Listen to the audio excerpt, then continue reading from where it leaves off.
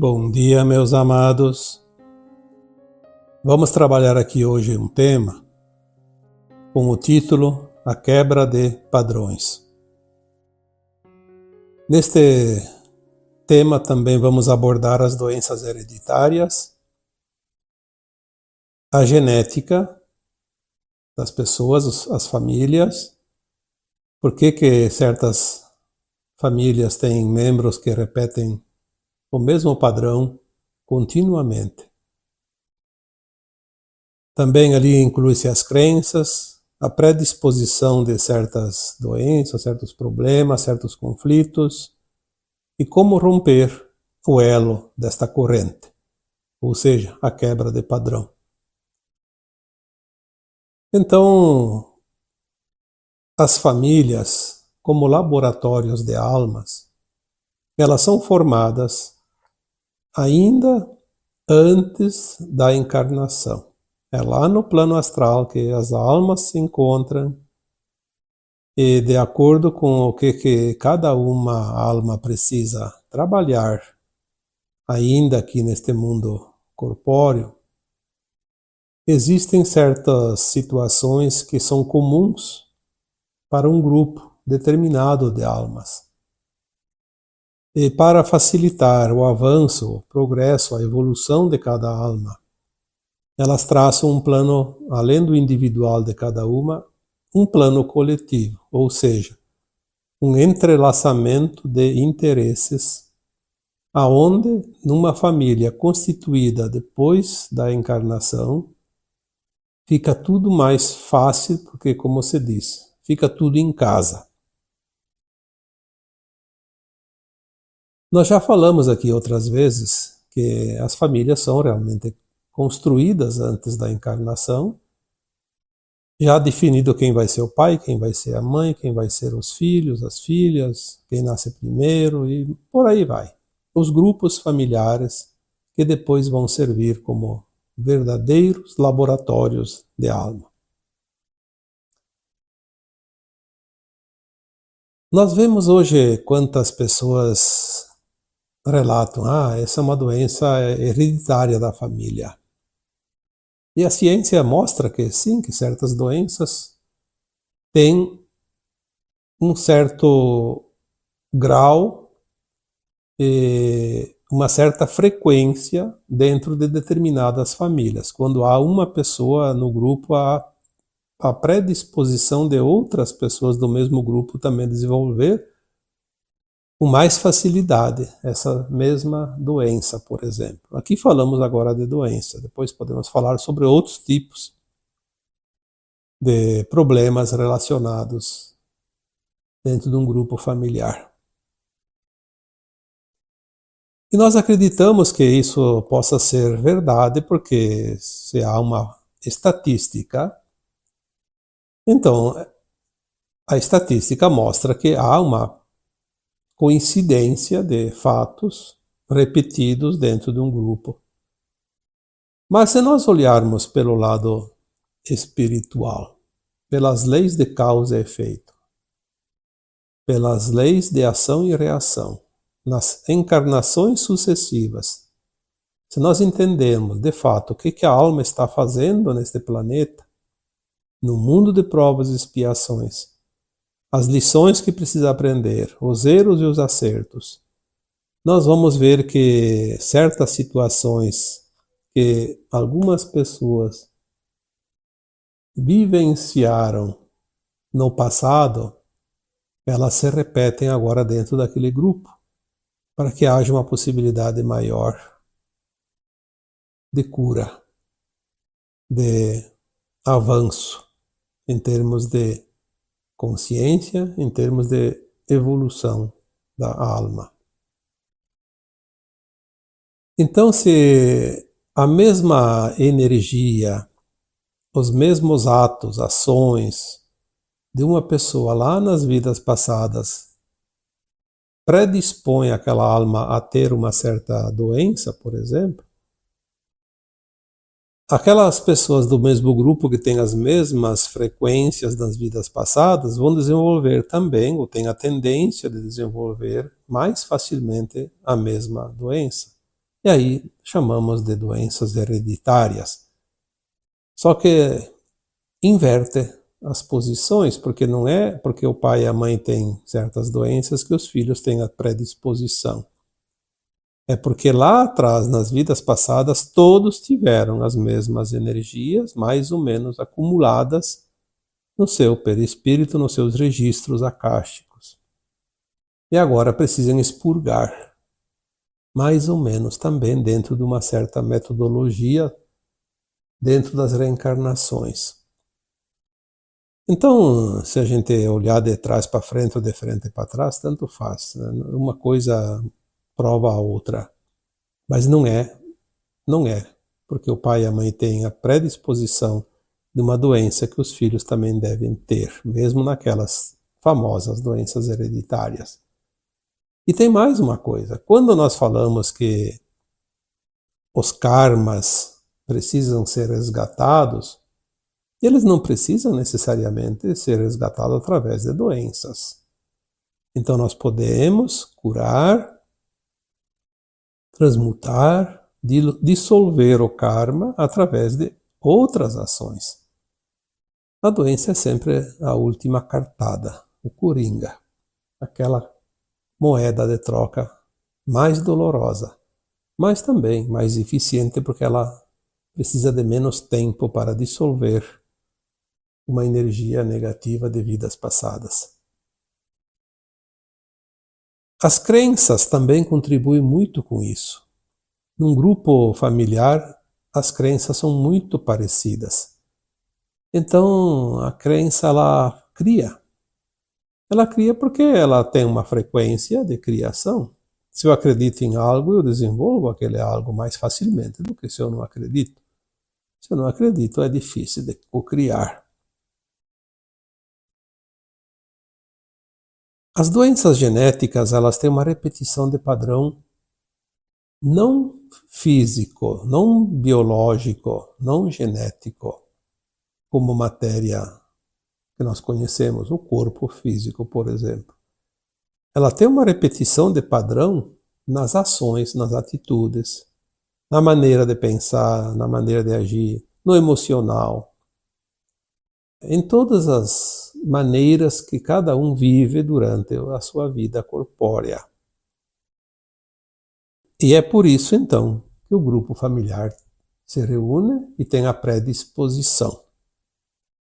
Mas há uma coisa muito interessante, porque, por mais incrível que possa parecer, quando há um grupo familiar com predisposição de certas doenças para quitar os seus karmas, é muito mais fácil do que se possa imaginar. Eu diria que é mais fácil até do que se fosse um karma individual, porque o karma individual depende única e exclusivamente da pessoa que tem o karma. Tem que dissolver o karma, tem que resgatar o karma, tem que pagar a dívida.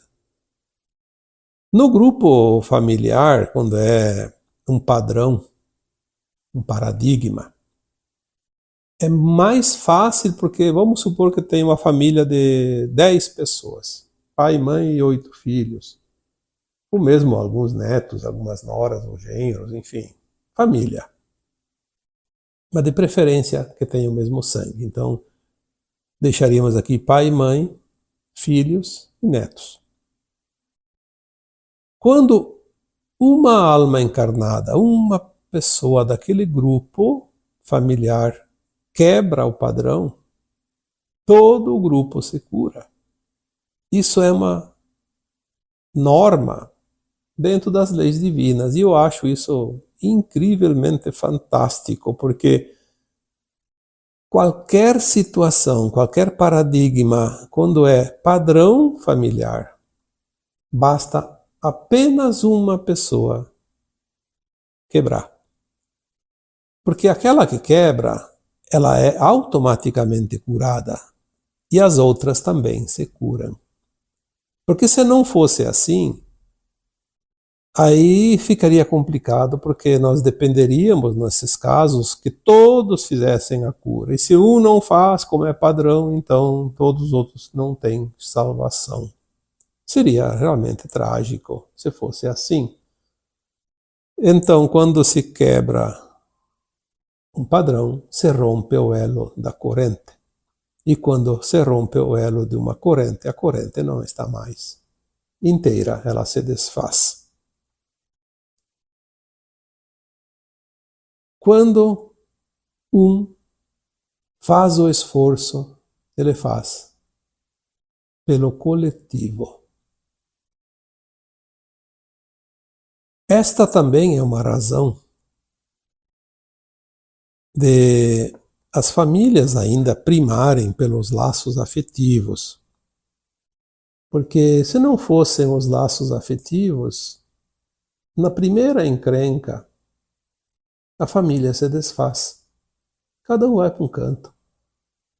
É a mesma coisa se você briga com um parente, você pode até se afastar, mas você tem um laço, tem um elo.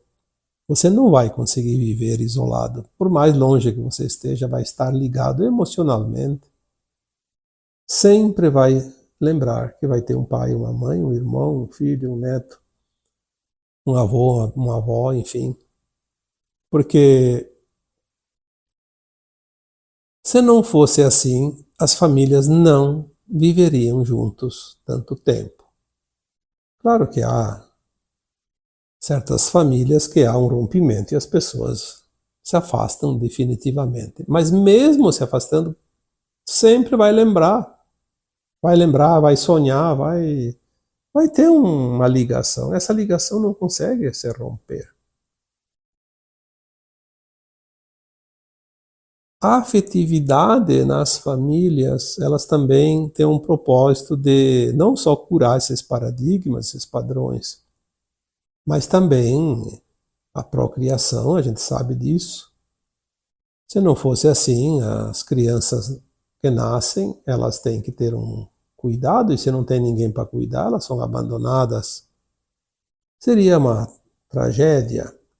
Então, o laço afetivo faz com que um homem ou mulher que geram uma criatura, uma nova alma que encarna, eles têm uma certa responsabilidade. Por mais difícil que a vida seja, eles têm esse compromisso, porque um ser humano precisa de cuidados até uma certa idade. Sabemos já por informações das nossas equipes espirituais, das consciências mais elevadas, que a alma encarnada ela é realmente responsável por si quando ela atinge o final da segunda infância, aos 14 anos. Até lá ela precisa de cuidado, sim. Quanto mais convivência com pai e mãe, melhor ela cumpre as suas etapas, completa os seus arquétipos. O primeiro setênio, o segundo setênio. O primeiro setênio é a afirmação do yin, né, do feminino, independente do gênero, se é homem, se é mulher, ela precisa afirmar o seu yin, porque todos nós temos uma porcentagem de yin e yang. Já foi dito aqui tantas vezes que o gênero masculino tem o yang mais acentuado, uma proporção maior, e o feminino tem o yin, uma proporção maior do que o yang. Esse equilíbrio é adquirido através da convivência com a mãe e com o pai, ou um substituto do pai. A mãe é quase que essencial, ela não dá para dispensar, até porque sem ela não há como gestar, como gerar. Ela também que amamenta. E por isso que o primeiro setênio, os primeiros 7 anos, tem a afirmação do feminino, do yin. E no segundo setênio, dos 7 aos 14 anos, a criança ela afirma o seu yang. Na falta do pai, pode ser qualquer outro masculino, pode ser o avô, pode ser um padrasto, pode ser um irmão mais velho, mas precisa que tenha uma certa afetividade. A criança precisa se sentir amparada, segura, firme naquela energia. Senão ela vai ser uma criança insegura. no seu modo adulto mais adiante. Não são somente as doenças que nós podemos dizer aqui que são hereditárias pelo paradigma, pelo padrão que as famílias representam e as oportunidades que elas têm também de cura. Existem outros problemas muito mais graves às vezes do que doenças, que são os relacionamentos entre si, o respeito, o cuidado,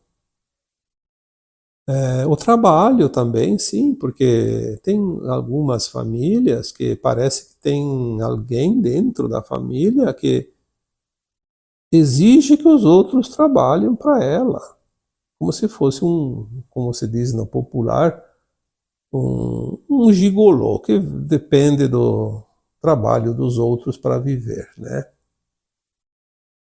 Existe muito mais do que você possa imaginar. Pessoas que exploram seus próprios familiares. São os acertos de contas de vidas passadas, mas não é justo e não é ético e não é moral. Brigas, quando há bens no jogo, principalmente quando há a divisão de bens na morte, por exemplo, de um pai, de uma mãe ou de ambos. Quando se faz este inventário, ali se conhece o caráter de todos os membros do grupo. Não há outra maneira de conhecer as pessoas familiares com mais certeza e com mais assertividade do que quando se tem uma divisão de bens. Bom, isso eu nem preciso aqui falar muito, porque vocês têm os exemplos, ou nas próprias famílias de vocês, ou de algumas pessoas muito próximas. É muito triste isso. Eu sei porque as pessoas me enviam mensagens, eu recebo, como eu já disse tantas vezes, 80, 100 mensagens todos os dias, no particular, que elas me pedem orientações e relatam as suas encrencas familiares. Como tem pessoas dentro da família que parecem os piores inimigos que se pode ter na face da Terra. Eu fico até às vezes impressionado com o tamanho da situação de muitos casos. Certo que sempre tem, a gente sabe disso, mas existem alguns que chegam a extrapolar o limite da aceitação. Verdadeiros algozes carrascos humanos dentro das próprias famílias.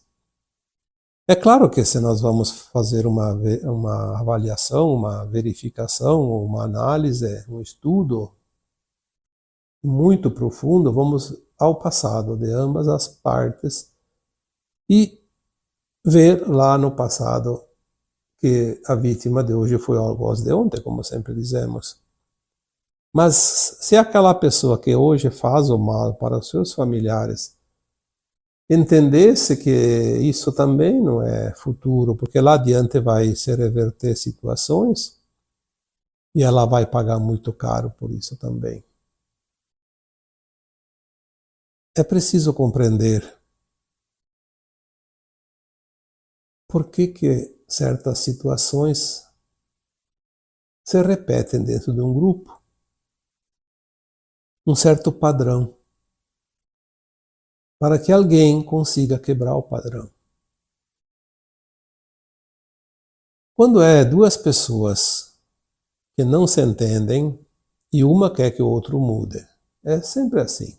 Outro tem que mudar. E outro pensa a mesma coisa, outro tem que mudar. E como nenhum muda, a coisa continua e continua para muito tempo. Se as pessoas soubessem que o outro não precisa mudar uma vírgula, basta que eu mude. E o outro muda por quê? Porque ele não acha mais ressonância naquela frequência. Se eu mudo, eu quebro a frequência. É como eu sempre digo, a senha para acessar o Wi-Fi.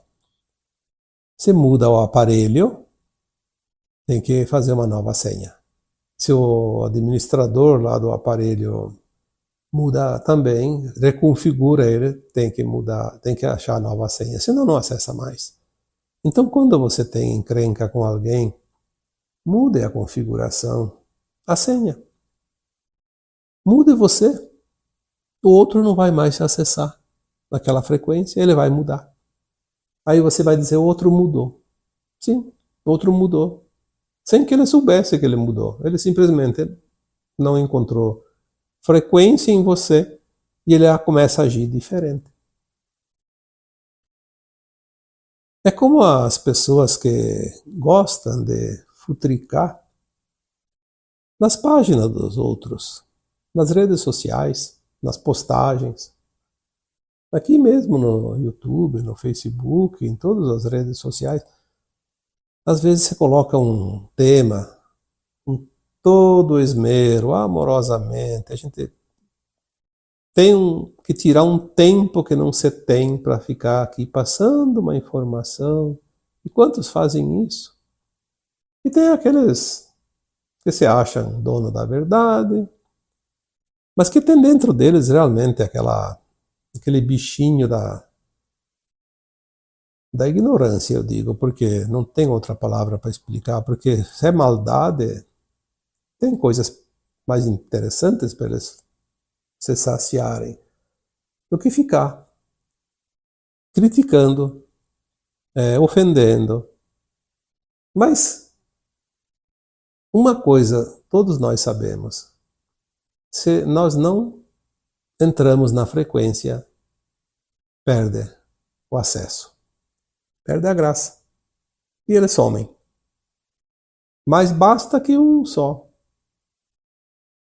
mostre que viu, diga alguma coisa, pronto. Já está pronta a façanha, assim, já se realizou, porque foi visto, foi notado. Na verdade, são pessoas carentes, sofredoras, tristes, infelizes. Elas precisam de plateia, senão elas não conseguem se sentir gente, não conseguem se sentir notados. Devemos sim enviar amor, mas não dar corda. Há muito tempo eu trabalho nas redes sociais, desde 2009, 2010, e eu aprendi desde lá que nós não devemos discutir com ninguém, confrontar ninguém, porque aquele que quer o confronto, se ele não acha quem confronta, ele vai procurar outra turma, porque ali ele não se sente feliz. Quando nós quebramos esta frequência, nós quebramos um padrão também. Um padrão de energia. Não há mais como ligar. Num grupo familiar, quando um quebra o padrão, ele desarma toda aquela emboscada pronta para pegar todo mundo na rede. Então as intrigas familiares também são padrões. Há uma predisposição do grupo em discutir, em se confrontar por qualquer motivo, porque são desafetos de vidas passadas. E eles têm agora a oportunidade de se curar. Quando compreendemos isso, nós vamos compreender o outro. Se o outro está me incomodando, será que Ele é o culpado? Será que ele tem que mudar? Se eu pudesse ver as vidas passadas, será que eu fiz alguma coisa? Com certeza. Lá, numa vida passada, eu fui a peça torta do jogo, que não encaixava. Hoje sofre as consequências. Lei de causa e efeito, ação e reação. Se nós olharmos para nós mesmos, por isso que o tema não precisa ser tão longo hoje, porque cada um pode avaliar a si mesmo, avaliar a sua própria família, o seu grupo, o paradigma de cada um. Mas lembre-se que aquele que hoje sofre é aquele que fez sofrer numa vida passada. Aquele que hoje é prejudicado numa disputa de herança, por exemplo, sempre tem um que passa a perna no outro, que quer a parte maior, e o outro, às vezes, para não arrumar muita encrenca, aceita. Ele está apenas restituindo aquilo que numa outra vida ele ficou a mais, tomou para si. Então, às vezes as pessoas me dizem assim, peça para a tua equipe espiritual que dê uma luz aqui, porque tem alguém da família que quer passar a perna em mim ou nos outros. Eu sempre digo assim, olha, lute pelos teus direitos através da justiça dos homens, mesmo que ela seja nem sempre justa, porque através de uma injustiça dentro da justiça dos homens se faz a justiça divina. Quando nós perdemos algo que é de direito aqui, é porque nós estamos simplesmente devolvendo algo que nós pegamos sem ter o direito numa vida passada. Ninguém fica com aquilo que não lhe pertence e ninguém perde o que é seu de direito. Na contabilidade da espiritualidade maior, a conta sempre fecha. O balanço final é sempre aprovado, sem perdas e sem ganhos, apenas o que é justo. Seja numa doença, seja numa disputa financeira, numa briga por hierarquias, num cargo dentro de uma empresa, numa disputa política, enfim, numa disputa de um esporte qualquer, uma competição qualquer. Às vezes até uma opinião que vai definir algo que tem importância bastante grande para determinada pessoa. Tudo tem uma perninha, como se diz, numa vida passada. Nada é acaso. E os padrões são oportunidades de se resolver os problemas do grupo.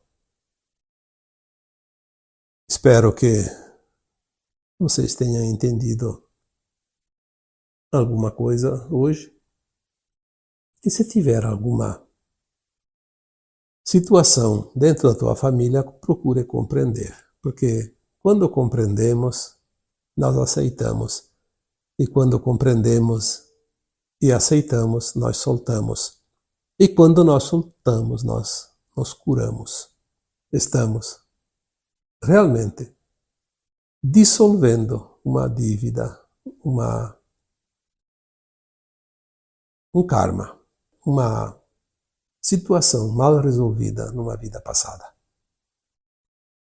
O presente momento é o nosso maior presente. Podemos resolver o passado e mudar o futuro, sempre. Então, agora eu vos deixo com o meu abraço de luz em cada um de vocês. Namastê. Namastê. Namastê.